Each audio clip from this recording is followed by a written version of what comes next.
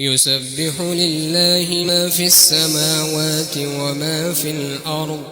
وما في الأرض الملك القدوس العزيز الحكيم. هو الذي بعث في الأميين رسولا منهم يتلو عليهم آياته ويزكيهم ويعلمهم الكتاب والحكمة وإن كانوا من قبل لفي ضلال مبين. وآخرين منهم لما يلحقوا بهم وهو العزيز الحكيم. ذلك فضل الله يؤتيه من يشاء والله ذو الفضل العظيم. مثل الذين حملوا التوراة ثم لم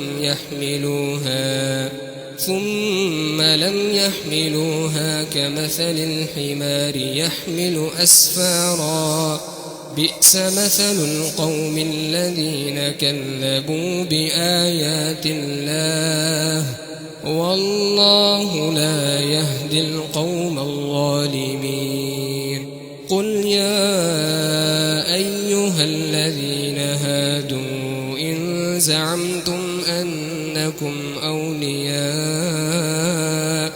أولياء لله من دون الناس فتمنوا الموت إن كنتم صادقين ولا يتمنونه أبدا بما قدمت أيديهم والله عليم بالظالمين.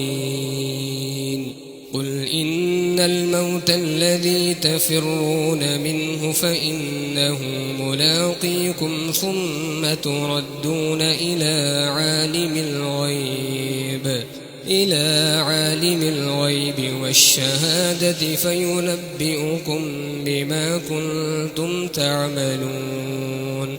يا أيها الذين آمنوا إذا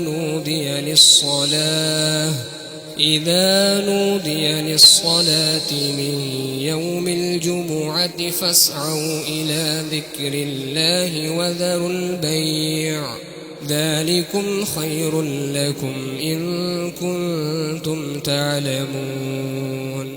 فإذا قضيت الصلاة فانتشروا في الأرض وابتغوا من فضل الله واذكروا الله كثيرا لعلكم تفلحون.